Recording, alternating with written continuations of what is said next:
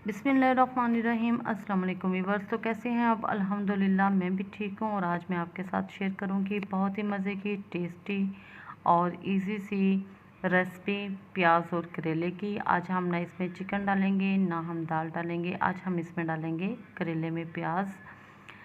तो करेले मैंने लिए हैं 3 पाव करेलों को अच्छी तरह से छीलने के बाद उसको मैंने नमक लगा के आधे घंटे के लिए रख दिया था।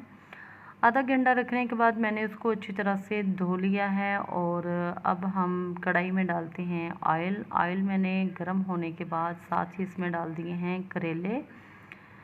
तो करेलों को हम करेंगे मीडियम स्लो फ्लेम पे फ्राई। जैसे ही 5 से 6 मिनट हम इसको फ्राई कर लेंगे, इसका कलर चेंज हो जाएगा, अच्छे से इसका कलर चेंज हो जाएगा तो मैं इसमें डाल दूँगी करेलों के ऊपर से उतरा हुआ जो छिलका है वो इसमें हम डाल देंगे, उसको भी हम वेस्ट नहीं करेंगे।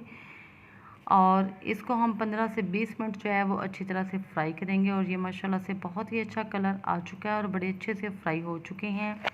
जैसे ही करेले अच्छे से फ्राई होंगे तो मैं इसमें डाल दूँगी प्याज मैंने डाला है आधा किलो रफली सा काट के इसमें डाल दिया है। प्याज को हम करेंगे अच्छी तरह से मिक्स और मिक्स करने के बाद इसमें हम डाल देंगे एक बड़े साइज़ का टमाटर। अगर आप ज़्यादा डालना चाहती हैं तो डाल सकती हैं, मैंने एक ही डाला है। 2 से 3 सब्ज़ मिर्च डाली हैं बारीक कट करके और 1 चम्मच डाला है, छोटा चम्मच चाय वाला डाला है इसमें नमक का। सुरख मिर्च का भी 1 टीस्पून डाला है, थोड़ी सी मैंने डाली है हल्दी। लास्ट में हम डालेंगे इसमें सूखा धनिया।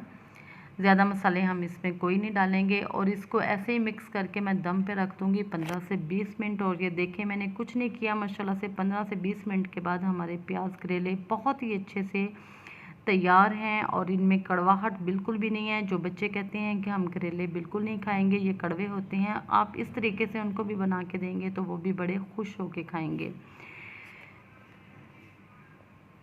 दुआओं में याद रखिएगा। अल्लाह।